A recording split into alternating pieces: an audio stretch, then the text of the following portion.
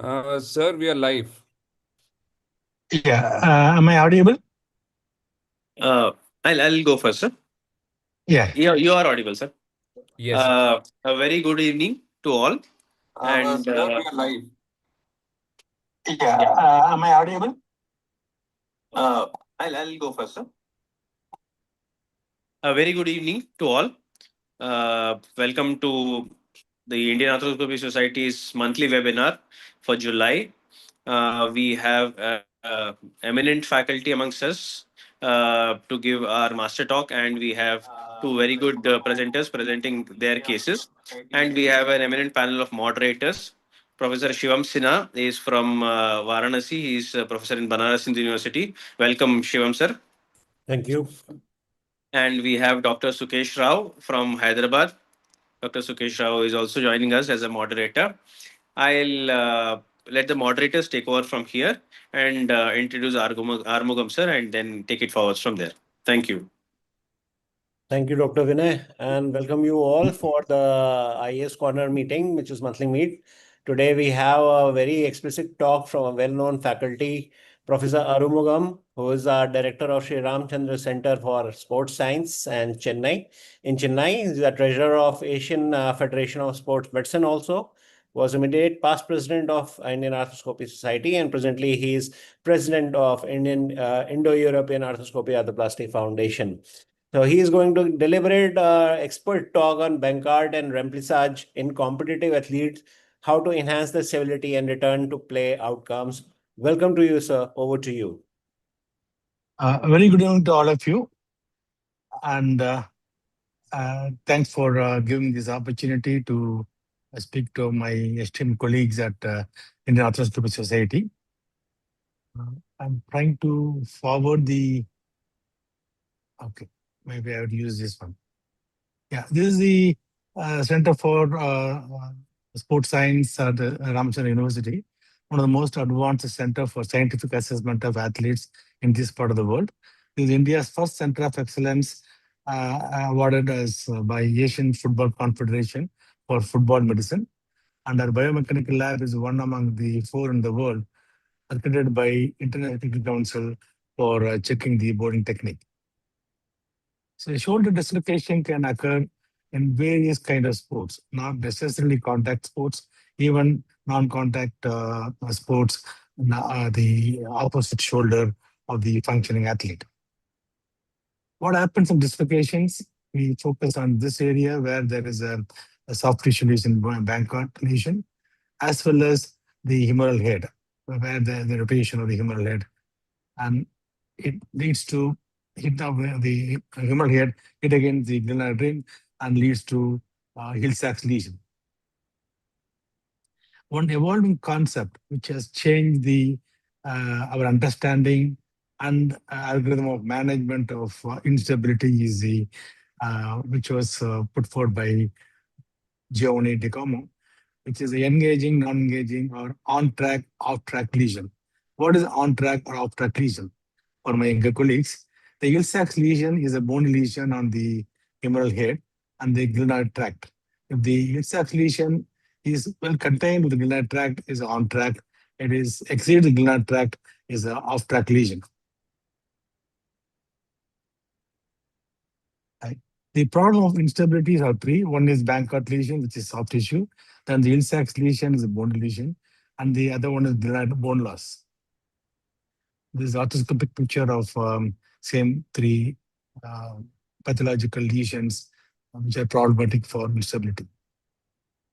Calculating the bone loss is very important. This is one step-by-step guide where you can determine the glenoid tract and as well as identifying the Hill-Sachs index. For glenoid tract width, you have to take the big capital D, which is a circle placed on the lower two-thirds of pear-shaped glenoid on the end-face view, and the glenoid rim defect is a D, where this is the D between the glenoid bone loss and the edge of tip D. The formula is glenoid tract width is 0.83 into capital D minus V. 0.83 is a normal glenoid tract on the humeral head of the the labrum on the head. The Hill-Sachs index is the distance between the middlemost extent of Hill-Sachs lesion, middle edge of the cuff footprint. Green arrow is the short axis. Red dotted line is the bony bridge rim from the humeral head cartilage to rotator cuff footprint.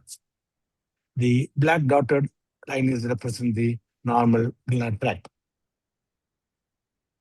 So it is not the size, but the location itself that matters. The on-track lesion where the Hill-Sachs region within the Gillard tract, whereas off-track, the Hill-Sachs region exceeds the Gillard tract. I'm calculating the bipolar bone loss, Gillard tract width, and the Hill-Sachs index. If the Hill-Sachs index is less than the Gillard tract, is on-track. If it's more, then it is off-track lesion. And this tabular column is what is almost like a gold standard in management of the instability. The two important factors is the glenoid defect. Is it less than 25% or more than 25%? And the Hill-Sachs lesion, is it on track or off track? If it is a glenoid defect less than 25% on track, simple arthroscopic Bankert repair will do. If it is off track, then arthroscopic Bankert alone will not suffice. You have to use a remplissage. Then more than 25% is on track, Latarjet, or more recently bone block procedure either from the iliac crest or from the clavicle. The off track, again, bone block procedure with the humeral side procedure. The glenoid tracking at the various range of movement shows on track lesion. The arthroscopic picture, it shows the Hill-Sachs lesion does not engage the rim of the glenoid. But this off-track lesion, where we take the humeral head range of movement, it gets engaged and dislocates. The remplissage means in French to fill. The technique is arthroscopic extra-articular tenodesis of infraspinatus tendon and the posterior capsule into the Hill-Sachs defect. The mechanism basically converts the intra-articular bone defect into an extra-articular structure, physically preventing the humeral from catching or engaging on the glenoid rim. Why is matters to the athlete? Recurrent instability is a young athlete's burden. The goal is a stable shoulder that returns to contact and overhead load at a pre-injury level. The return to play range from 48 to 100%, very wide and unreliable. One thing we showed the level 1 randomized control study, with added remplissage, it reduces from 22% to 8%. Various studies have shown recurrent instability falls when the lesion is filled with the remplissage 30% to 10%. So the overall 360-degree approach to competitive athlete is higher recurrence, age under 20, contact exposure, and hyperlaxity push failure towards 32 as high as 50%. Bipolar bone loss, on-track, off-track status, not the size alone drives the plan. And motion is the currency. Every degree of exertion loss is a performance loss for the pro or athlete. Return to play is the end point, not the stability. So the stability without confidence is a failure. When we treat the high-end athletes, competitive athletes, return to play is what in our successful endpoint. Apprehension and timing decides it. A clinical example, 24-year-old male, right-handed dominant, state-level cricketer, all-rounder. And the Hill-Sachs is greater than glenoid tract, off-track lesion. The measurement shows. And the procedure is we prepare the rim, prepare for the Bankert, and go in and start the remplissage, put in anchor, and take the bite through the infraspinatus and posterior capsules. Take the bite, but don't tie it, and go anteriorly, fix the labrum, good south to north fixation. Here you use knotless anchor. After this, you tie the remplissage. Then the 6 months post-op, we have to do the isokinetic testing. Peak doctor visit should be less than 10 compared to the normal side. Another example, a 21-year-old male, 8 dislocation in 2 years, state level cricketer, all-rounder.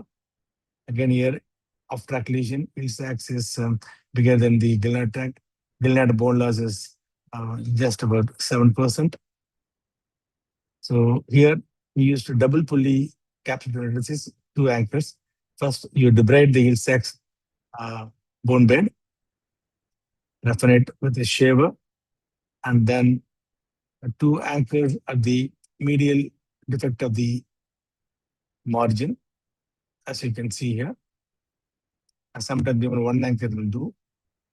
And then shuttle sutures to infraspinatus and the capsule.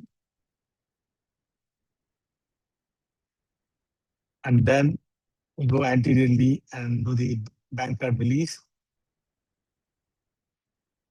and prepare the edge of the bone and repair with a suture anchor. Here using suture anchor where the knots has replaced, and good bumper with the shift of the capsule and the labrum from south to north, and tied. Once Bankart repair is over, then you tie the Ramplacage, as you can see this picture here, double pulling. The main pearl is tie in a slight external rotation to avoid over tensioning of the cuff. So isolated Bankart leaves the Ilsax lesion to re-engage.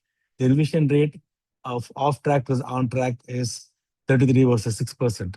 The soft tissue repair alone does not change the bony arc of humeral head. Against an engaging or off-track lesion, the labral repair is loaded to fail and recurrence climbs with the contact and youth.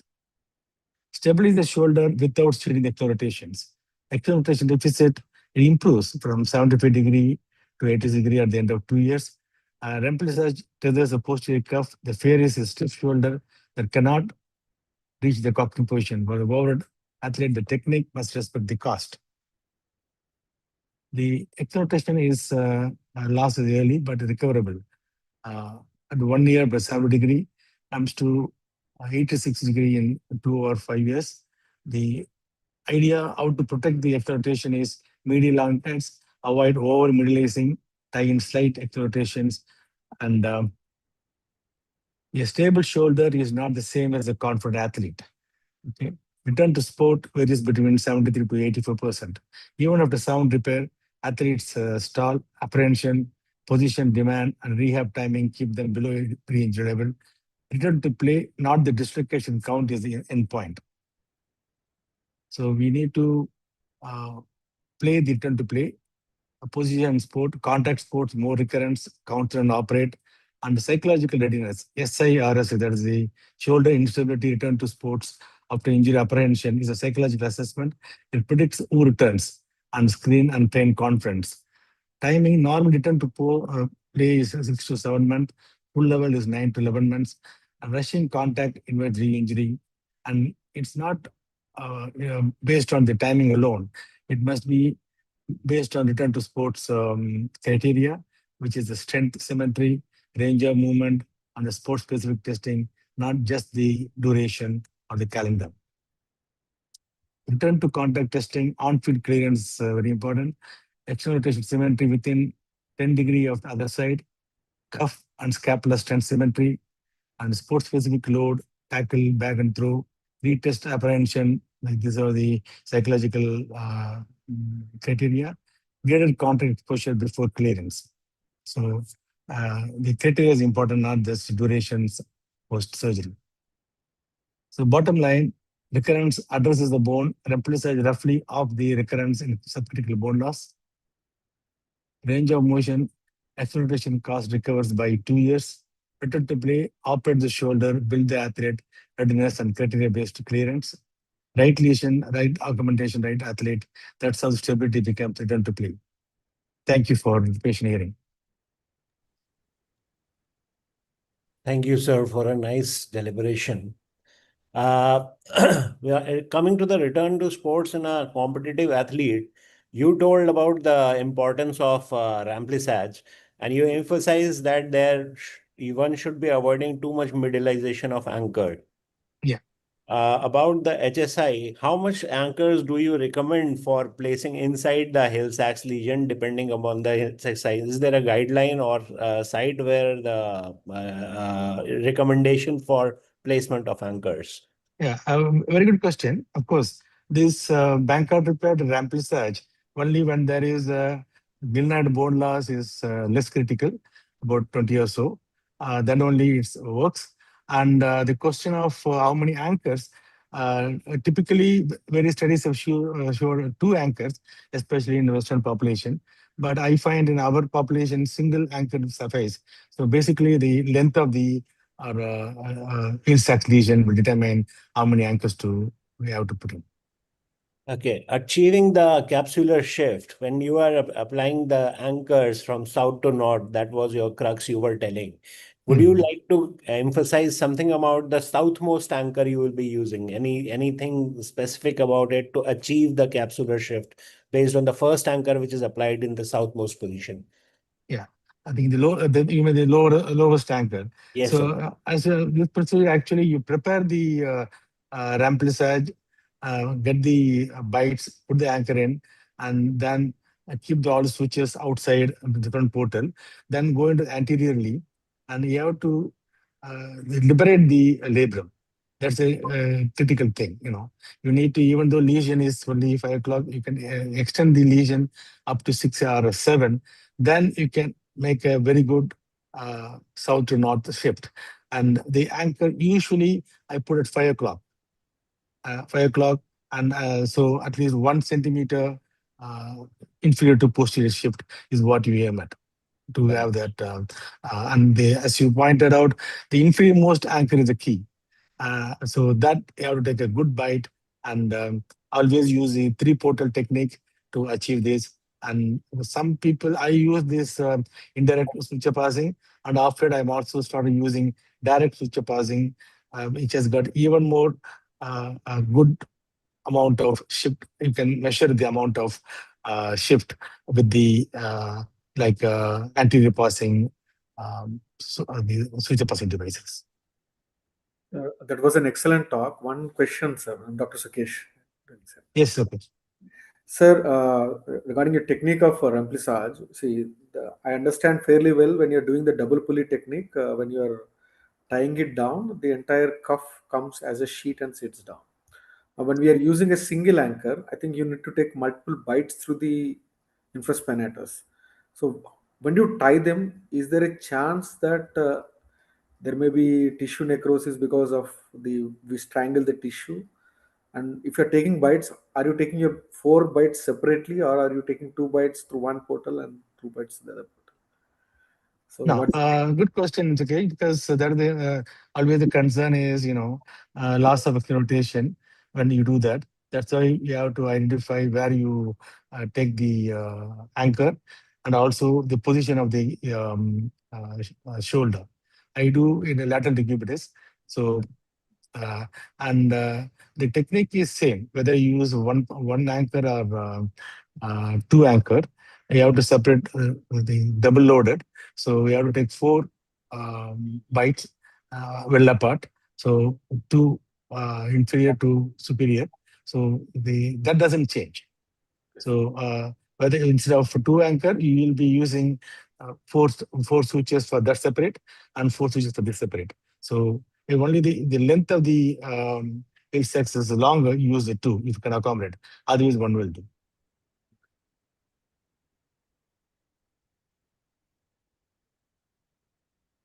So one more question, if nobody's asking. So nowadays, what is your criteria for doing Ramplisage along with the Bankart repair? Because now the critical bone loss, it's come down to subcritical, then they say it's critical. So 13.5, 10%. Then if you see Balu study, it is 10% only. So Yeah, what is your indication for doing a Ramplisage? See, I still believe 25% is what very multi-center, various randomized control studies on 25%. And then people, more than 25% will not work. Then you have to use the boning procedure, whether it's a Latarjet or a bone block. Then 20 to 25 is where the gray area. Some people say if the contact sports, even at 20%, I'll do that. And less than 20, I don't think you're justified in doing a bony procedure. But there are some group of surgeons, even for 15%, they do a bony procedure, which I don't think I fully go for that one. Armugam sir, Dr. Vinay here. Yes, gentlemen. We could meet so many athletes. I'm sure a lot of them are throwing athletes and racket sport athletes. Do you see any loss of external rotation in your remplisages in the long run, say 1 year or something? And if it is there, does it affect their performance? Yeah, good question again. That is the main concern. But as I told you, the rehab is very important. And you have to focus on the isokinetic strengthening. And initially, after 1 year, some about 5 to 10 degree may get lost, but they get it back within 2 years. So that's not a concern unless you focus on that specific strengthening and exercises. Okay. I think we don't have any further questions on YouTube also. If any further questions from the panelists? Sir, it was an excellent talk, sir. I think Thank you, Terence. very nice to see, because you deal with a lot of these competitive athletes, and to get a idea from how you treat these and your algorithms for treatment is very useful for all the youngsters. So, Dr. Sukesh Rao, should we proceed? I think we can proceed. I'd like to take this opportunity to invite Dr. Anindya Datta. Anindya is there? Good evening. Yeah, I'm there. Yeah, he's a young surgeon based out of Kolkata. He's a specialized surgeon who specializes in pediatric orthopedics, arthroscopy, and complex trauma, I believe. And he's been working in the private sector in Kolkata. Welcome, Anindya. We would like to hear you talk on revision ACL reconstruction and case presentation.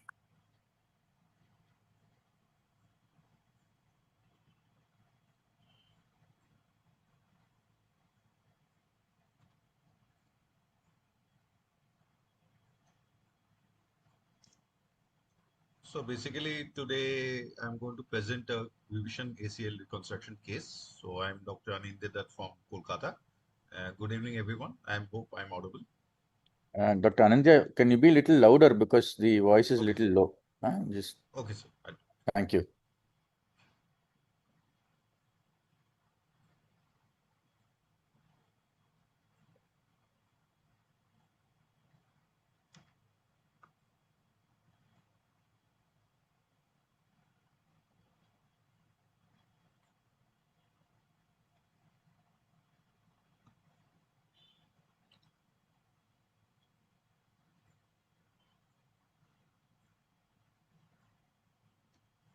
So this is a 30-year-old female and presented to the clinic with instability.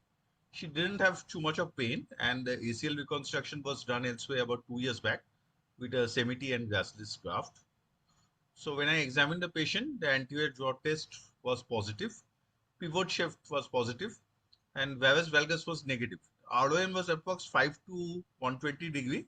Movement was okay, but there was a FFT of 5 degree.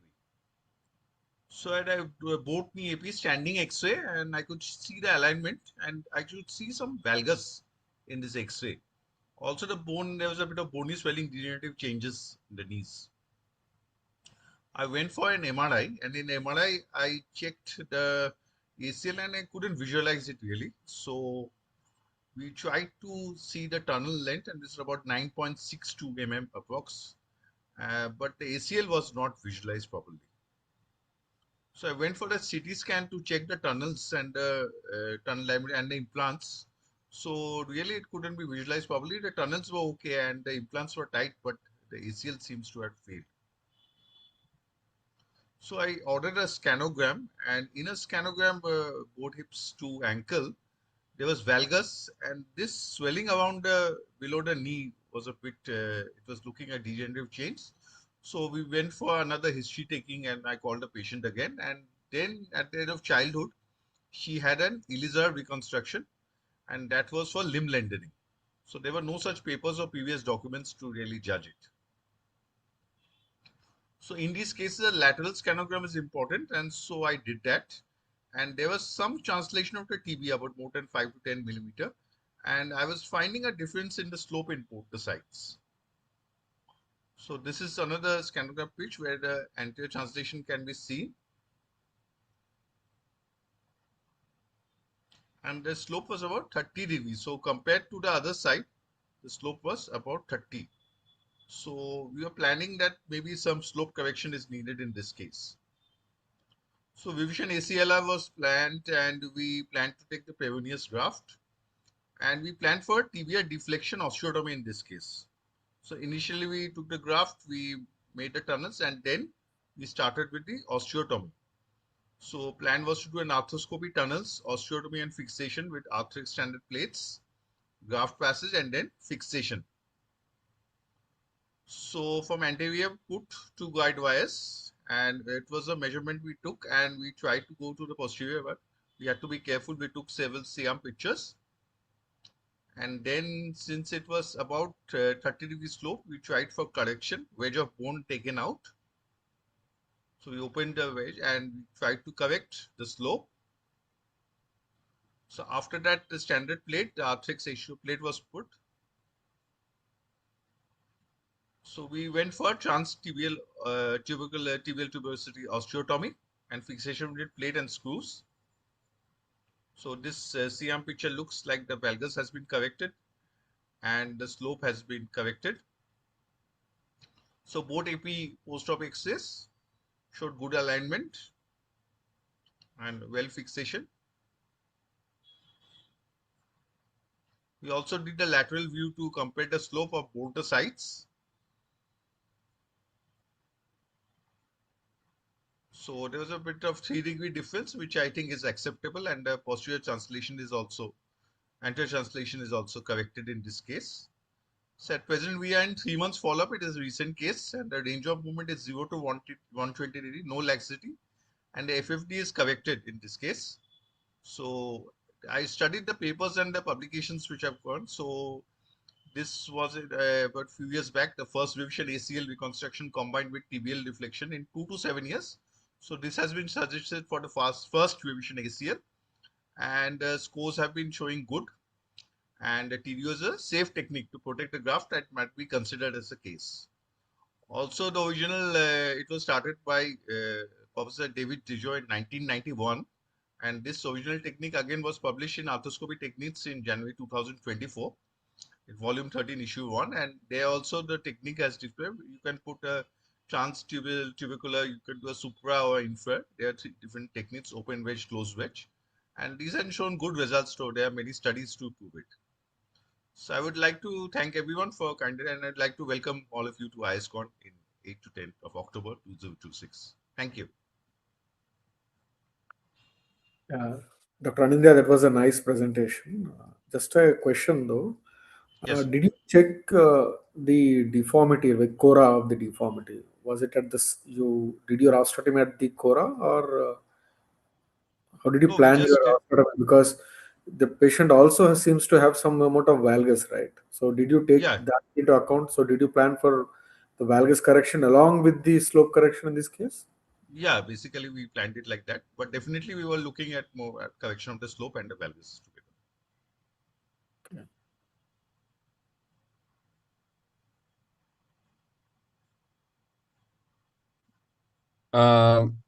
Dr. Anindya, nice case, little complex case actually, but I think nicely executed. One question: your graft choice is always Pavonius when you're going for revisions, or how is it? How big was your tunnels? How big were your tunnels? Tunnels were good enough, 8.5 to 9.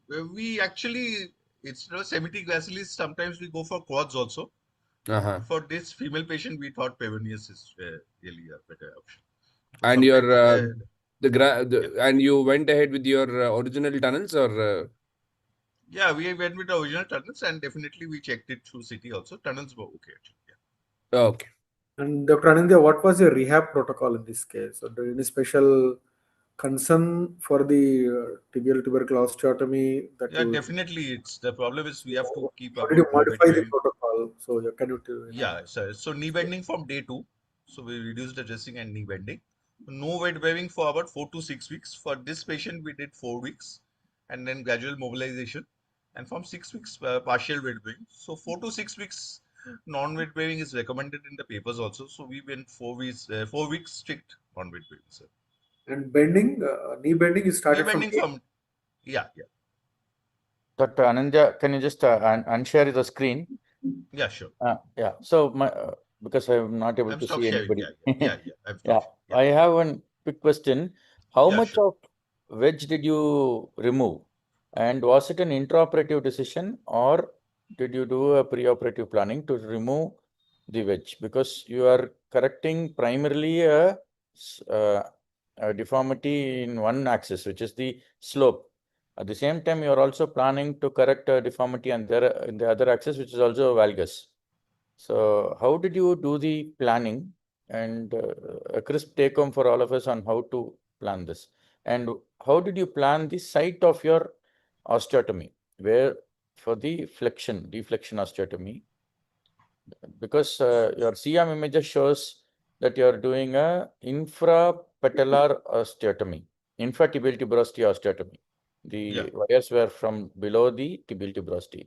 In that case, why TTO has to be done? Because when we do a TTO, the advantage is you do an osteotomy through the TTO and you can reduce the amount of bone that you take and you don't have to really do a very obtuse looking osteotomy. But you have taken the pains to do an infratuberosity osteotomy, but why a TTO? Just for understanding. So basically 1 degree correction is 1 millimeter. So here we need a 30-degree correction. So approx it's 3 centimeter, 30 millimeter. So we put a scale and try to measure that wedge. So that is one important. So there are 3 types of osteotomy, basically supra and trans and infra. So in this case, basically we went a bit infra, but the problem is that the tibial tuberosity is very difficult to maintain. So that is why the wires are like that. But definitely infra and transtubercular are definitely good options. So that is the approx measurement we keep actually. And obviously we check in the CM whether that is. Thank you. Thank you.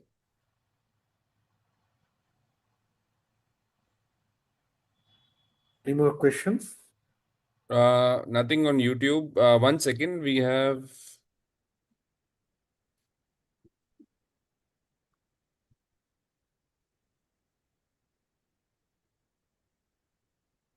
Nothing so far. Nishit sir is there. He's commented it's a good combination of slope correcting osteotomy. It can be done for ACL, PCL laxities without sometimes without ligament reconstruction. Also, slope correcting osteotomies do very well, even with PCL. That's what he has commented. I think let's go ahead. If no more further questions, I think Anindya, it was a very good presentation.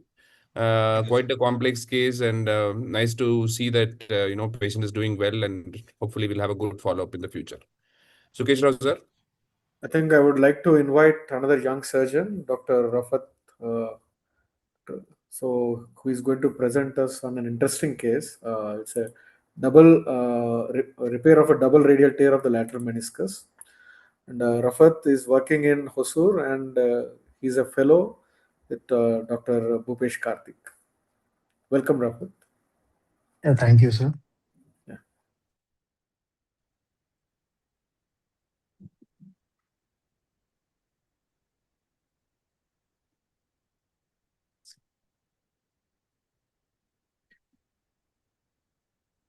Yeah, I'm audible, sir. Is my screen visible, sir? Yes, Fine. yes, you're good to go. Yeah. Good evening, everyone. Today I'll be presenting a case on arthroscopic repair of double tear of the lateral meniscus. Here I would like to take this opportunity to thank the IAS and Dr. Bhupesh sir for giving me this opportunity. So coming to the case, a 25-year-old gentleman presented to a hospital with a history of twisting injury while playing in beach, and he has sustained an injury to the right knee, which was 3 weeks prior. The patient initially had pain, swelling, and he was unable to weight bear after the injury. He had recurrent episodes of instability within this 3 weeks. He had no history of previous surgeries. So on clinical examination, The patient had mild knee effusion and the tenderness was along the lateral joint line.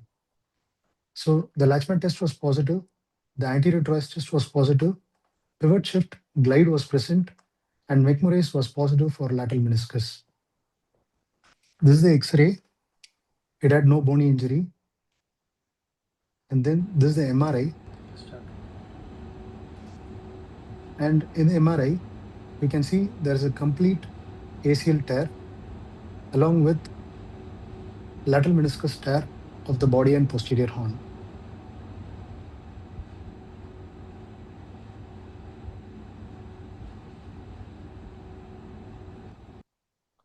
Here, you can appreciate the posterior horn of the lateral meniscus tear in these images.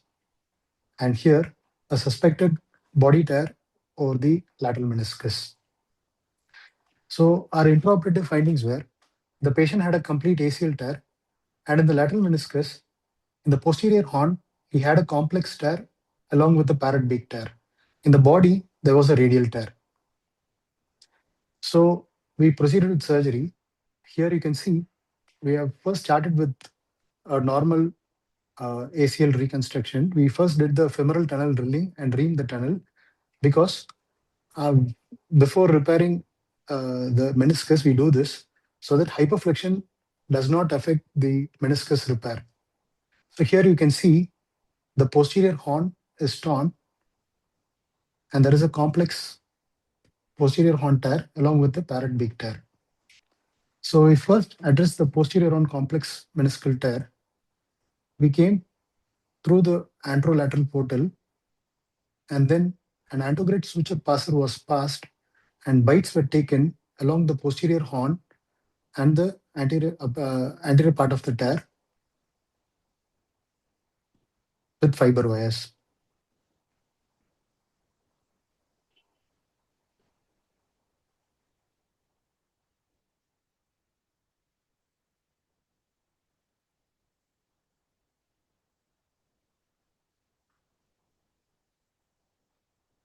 So now we are achieving a stable construct of the posterior horn tear, complex tear. Here we do this just to stop the progression of the tear into the meniscal root. And also what we do is we are converting a complex tear into a two-part tear. So before repairing, we did a debridement and freshen the meniscal edges with mini shaver and diamond rasp. And then after securing these knots, we just debrided the fragile tissues and then we started repairing the parrot beak tear. So this is a technique where we use a needle to just make a puncture which will guide us in the trajectory of introducing the all-inside suture device. So you can see the parrot beak tear. It is a very big chunk, but it was very difficult to control. So this techniques help us to at least guide the trajectory for the passage of the all-inside sutures. So at a first attempt, we try to take an all-inside bite first through the posterior part.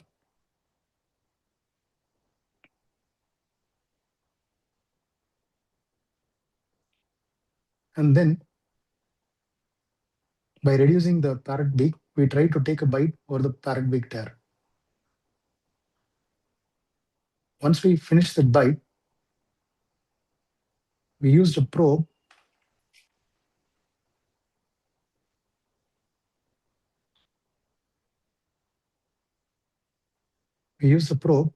and we tried to include the parrot beak tear inside the suture configuration.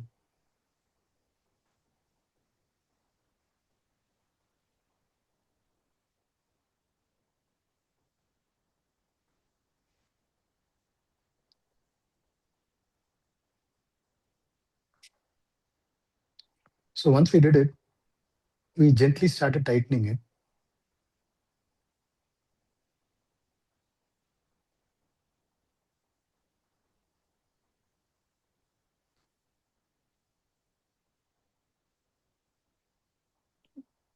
But once we started tightening, there was a fail detection and we could not include the parrot big tear inside the switcher configuration. So we cut the switcher, and then what we did is we made an accessory anteromedial portal just to target the site of trajectory. So then we used a spinal needle, and first we made a pilot hole in the parrot big tear through the same trajectory and the anteromedial portal, accessory anteromedial portal, and then one more pilot hole over the posterior horn.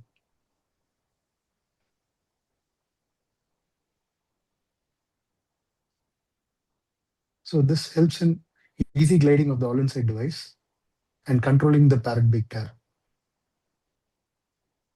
So then we took a bite with the all-inside device,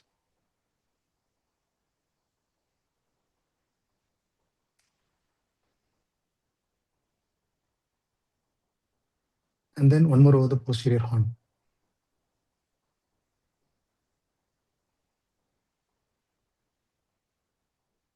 Once getting these bites right, with the help of a probe, we did reduction and we started gently tightening the switches.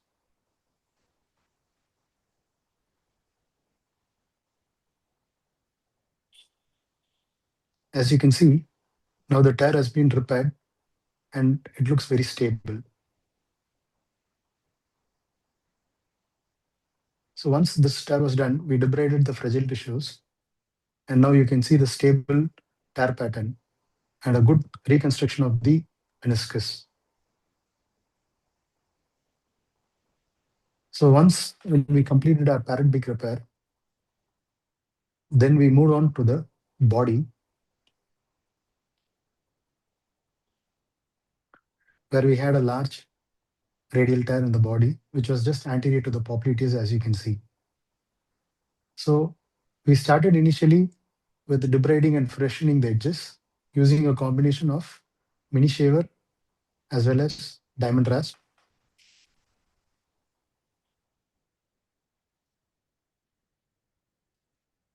So once this was done,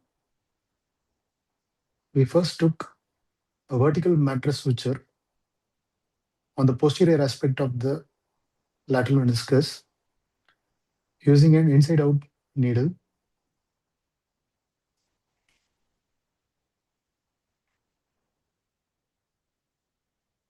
This was the first vertical mattress switcher for the posterior horn.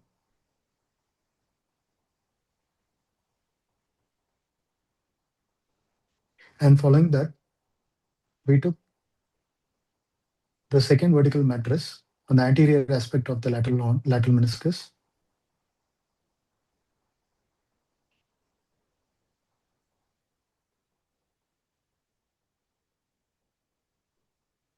So these vertical vertical mattress switches helps to contain the horizontal suture mattress, and there is no cut through. So then you can see the gap between the two tears. So now we proceeded with superior horizontal mattress switches using an inside to outside needle.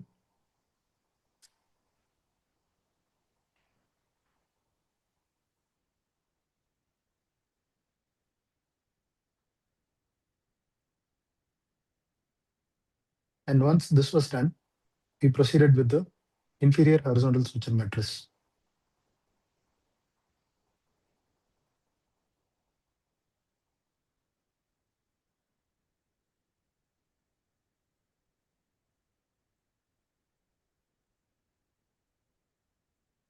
So all these were secured on the capsule on the lateral aspect. And once the knots were done, you could see the gap has reduced and there is a stable reconstruction of the radial tear of the body.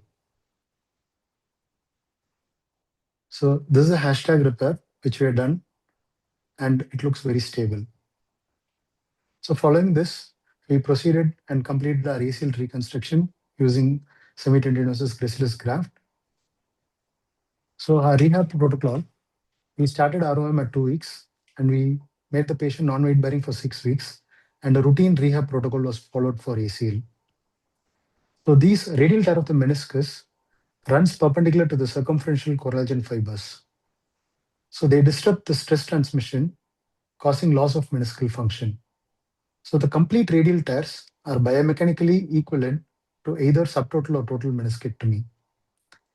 So it leads to increased tibiofemoral contact pressure, decreased contact area.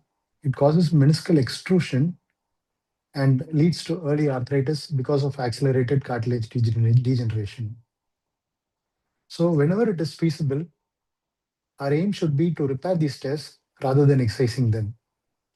So although there are very many treatment options and repair options available for meniscus repairs, our concerns are mainly suture cut through the meniscal tissues, the gap formation which occurs during the cyclic loading, and high tension exists across the repair, and there is reduced primary stability in radial tears.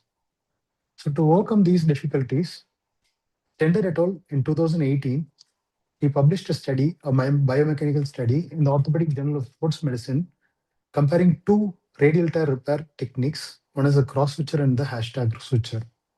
So in his research, he has pointed out that the hashtag sutures have less displacement after cyclic loading when compared to cross sutures, and the load to failure is high in hashtag suture when compared to cross-check suture.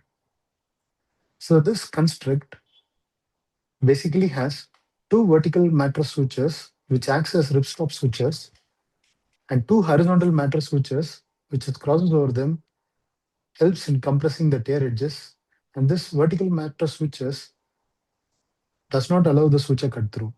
So a combination of these two sutures increases the construct stability while minimizing the suture cut through. So ACL, when done along with meniscus repair, helps in enhanced healing and better outcomes. So the take-home message in hashtag repair, it can restore the anatomic reduction, it resists the suture cut through, it provides a compression across the tear, it helps in better load sharing, it reduces the gap formation during cyclic loading, and better restoration of the hoop stress transmission. So these are my references. Thank you.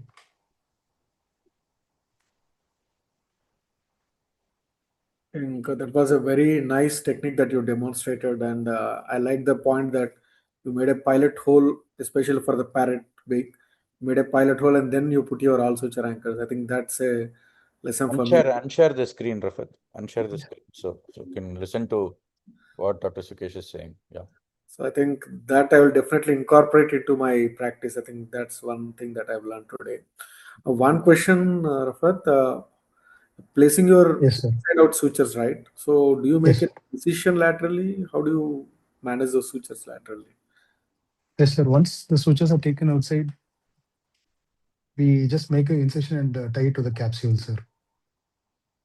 Is there We retrieve the sutures outside through the incision and then tie it to the capsule, sir. is there any theoretical risk of a nerve injury or any entrapment there? And any precautions Sir, how to ensure your trajectory is safe? sir, in this case, the tear was anterior to the popliteus, sir. Okay. So there was no much of risk in this case, sir. But in posterior on tears and all, if you are using inside out, it is better to go for safety incision, sir. But we have used only all inside suture anchors here, sir. No, Rafat, Dr. Sukesh is asking not about the posterior neurovascular bundle for which you put the Yes. safety incisions. Even body tears, medial or lateral, he's asking if there are small cutaneous nerves which can get entrapped and cause neuroma and what precautions you take to prevent that. Exactly. Sir, yeah. We identify the nerve and then we make sure that we are not tying over the knot, sir, so that there is no neuroma formation. Okay. That is one thing we have to be very careful, sir, because it will be very painful post-operatively. So we try to avoid including the nerve inside the suture, sir. Also the ligament, the LCL? Sir, I can't get you, sir. Have a lateral collateral ligament coming through, right? So is there any chance that your needles may pierce through your LCL? Do you take any precautions there? Sir, we'll take care that we are in the right trajectory. Okay. While coming out of the... And when you dissect out, you dissect onto the capsule, right? That's it. Yes, sir. Okay, thank Dr. Rafat, very nice presentation. And the point that I liked is we all, when we present our cases, we like to present that, the best part of the case. We have a lot of editing softwares and we cut it off and present what works. That is the normal tendency. But I like the point that, you made to say that, you tried doing an all inside and it didn't work. And I think it's most of the time when you have a tear at two zones, one you have at the posterior one, it's very, very difficult to repair. And I think it's done very meticulously. Kudos to that. It takes a lot of patience to keep everything, to reduce everything and then do such a stable repair towards the end. So, very nice presentation, very nice technique, definitely worth incorporating in our practice also. So, I also encounter these kind of parrot big tears. What I have, by trial and error felt is almost something similar like to what you and Bhupesh sir did. But I do a transpatella tendon portal. I use a grasper. I hold the that displaced fragment, reduce it back, and through the medial or through the lateral, anteromedial or the anterolateral, whichever is comfortable, I use a all inside device. That works well in most of the times. But I've not done this kind of a complex repair, but it's very, very nicely done. So congrats to you and your mentor. Beautifully demonstrated case. Thank you, sir. So, just to conclude, Rafat, Dr. Prakash here. Rafat, you're able to hear me, Rafat? yes, you are audible, Prakash. Yes, sir. So what are the chances of retear in this type of cases, sir? Because the on table time zero, everything looks all right, but post-operatively, little skeptical to employ these type of repairs. In spite of our good efforts, sometimes there might be retear, pain. So, and also the inside outs, I'm little on the pre-popliteal zone. The capsule is very loose at that spot. So to get that capsule close to the meniscus and to sort of create that tight gapless repair on the hashtag sutures is little problematic. So what do you do to get a better outcome out of these patients? And what is the follow-up of this patient? How is the patient doing?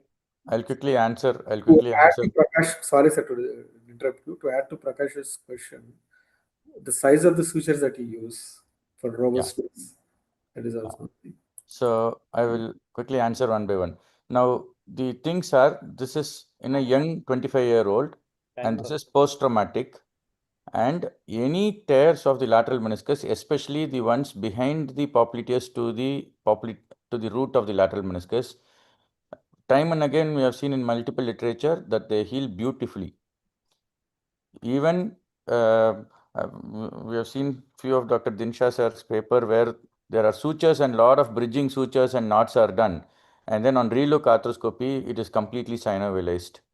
So it is not a fear because the lateral meniscus posterior horn beautifully heals. So whenever possible we have to try to repair it, and especially when added with an arthroscopic ACL reconstruction, there is going to be tunnel, marrow tissue is going to come in, lot of biology is going to happen, and these are post-traumatic fresh tears. So these will very beautifully heal unless we do very aggressive rehab and on day zero itself try and do things. We are very conservative. We do a 6 weeks non-weight bearing in these complex tears. So we have quite a decent size of cases where we have done complex lateral meniscal repairs, and up to 3-year follow-ups, 4-year follow-ups, they are usually very happy without any recurrence or retears. Now, the problem is what happens if you don't repair these things? They go for accelerated wear, and that is again known. Lateral meniscectomy in young individual leads to very, very early osteoarthritis. This is again time and again proven by literature. So we don't have a chance to leave these things alone or excise them. So we have to put in all our heart to repair. And coming to the fixation things, the what trajectory we used here is very similar to what Terence has told. You can do a transpatellar tendon, or here we have made a high anteromedial portal very close to the patella tendon, if you see. Because for ACL reconstruction, you always want to do a low anteromedial portal so that your femoral tunnel is in good trajectory. But the lateral spine will always obstruct your all inside device or any passing device to come in and take bites in the posterior most segment, 1/3 of the lateral meniscus. So here we have made a high anteromedial portal, and we came with a needle and made pre-puncture holes, the pilot holes that we call, so that your control of the all inside devices are going to be excellent and you will get holes. Now you should never use these all inside devices directly from the anterolateral portal. We have done cadaveric dissections in Sri Ramchandra University at our bioskills lab to see that the exit points from the anterolateral portal directly into the posterior run of the lateral meniscus will lead your needle tip of the all suture or all inside device very close to the posterior neurovascular bundle.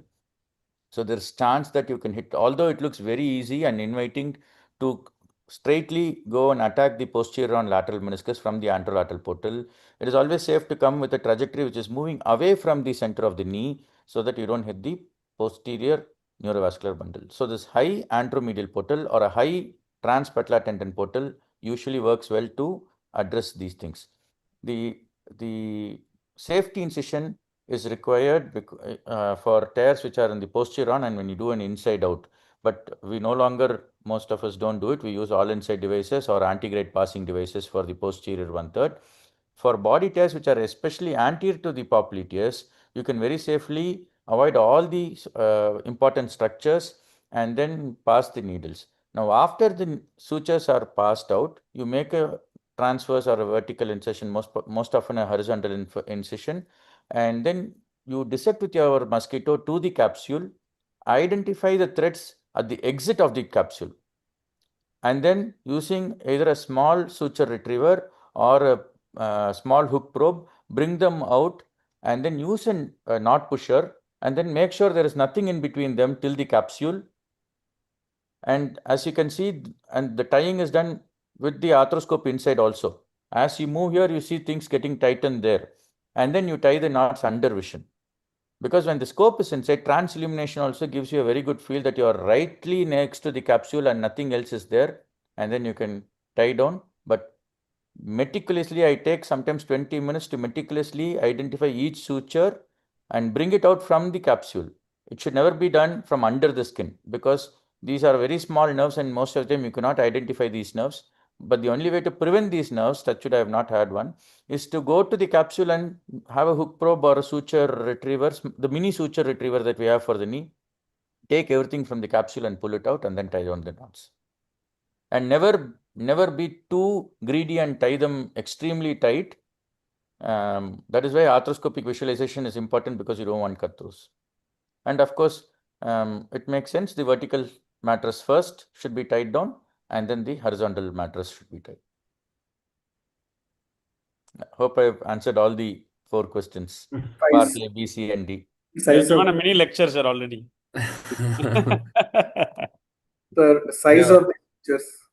The size, these are 0 size and 20 size. They are pre-done. The system that was used here was combination of Arthrex and Stryker and Ceronix. I think they are preloaded. I think they are 20 size sutures.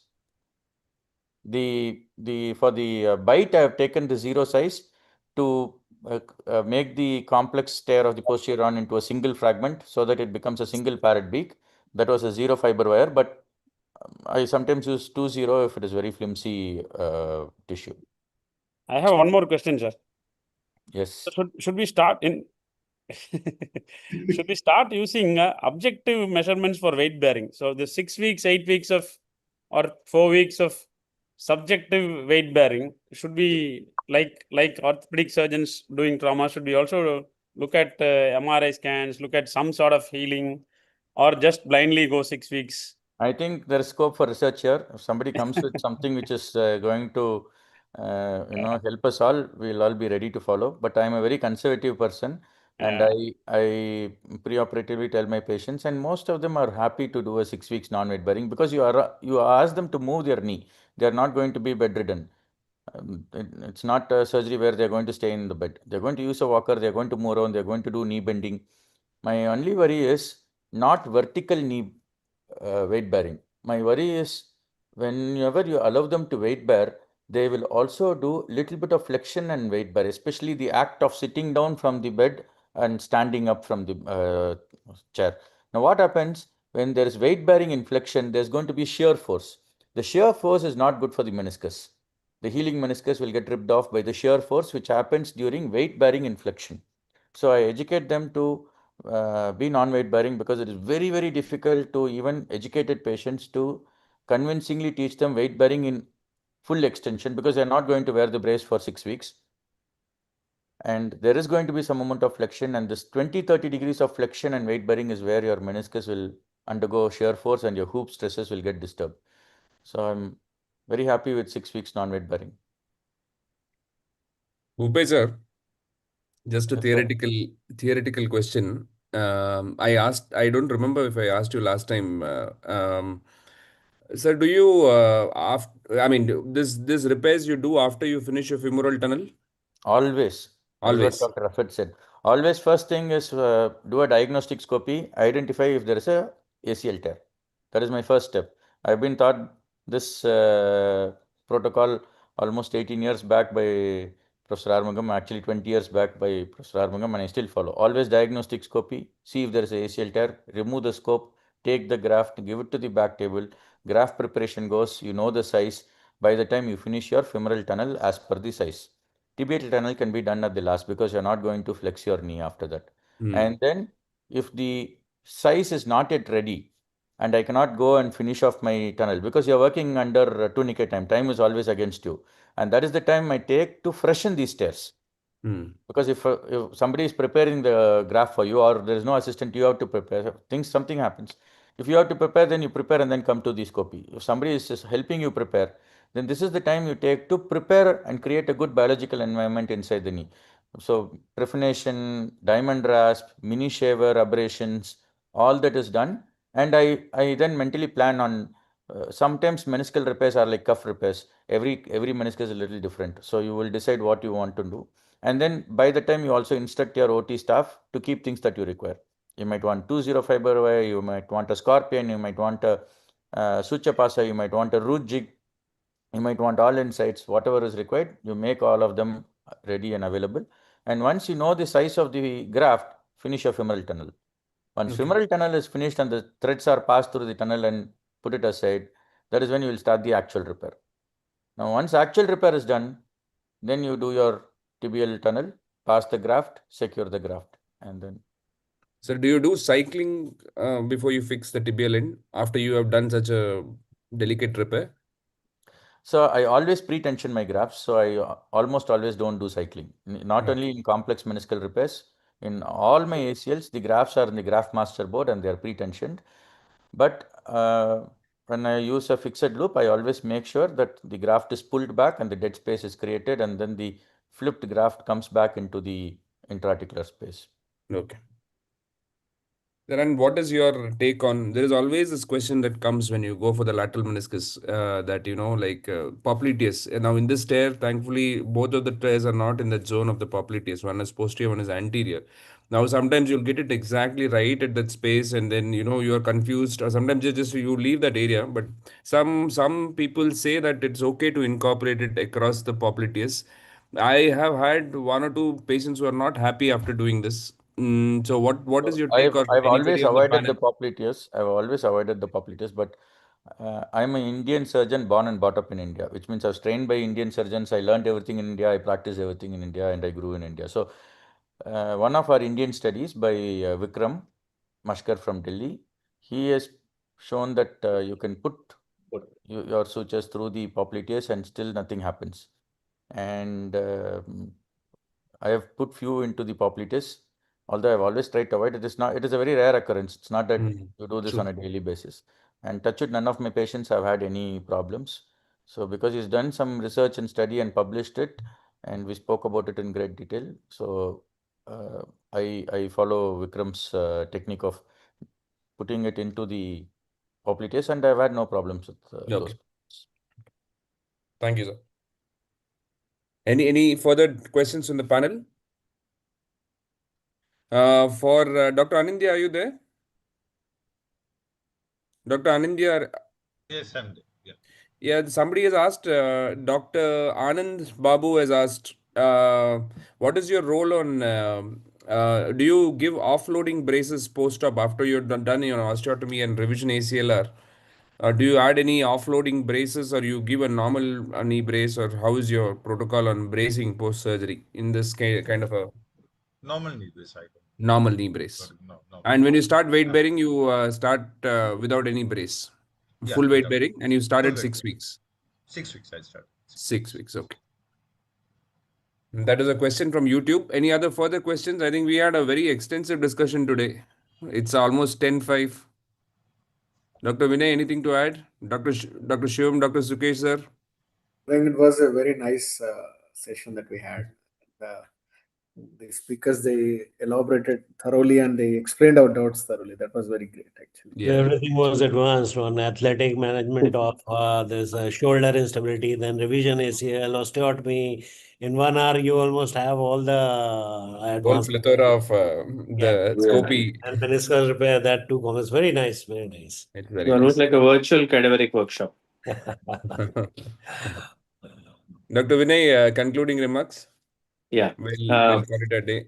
Yes, yeah. Thank you very much, esteemed speakers, and our good panel of wonderful panel of moderators for conducting this program very well. This has been very educative and informative, and we've all taken home a lot of things from today's webinar. Thank you very much. That's all from today for the July webinar. Let us meet up again on the last Friday of August to have another interesting session with a different set of topics. Thank you. Good night to you all. Thank you. Wonderful discussion. Thank you. Bye-bye. Thank you. Thank Thank you. you. Thank you. Good Thank night. you. Thank you. Thank you, sir. Bye. Thank you. Bye. Good night. IAS webinar team are doing a great job. Nice. We're finding interesting things and doing it every month is very difficult. Good.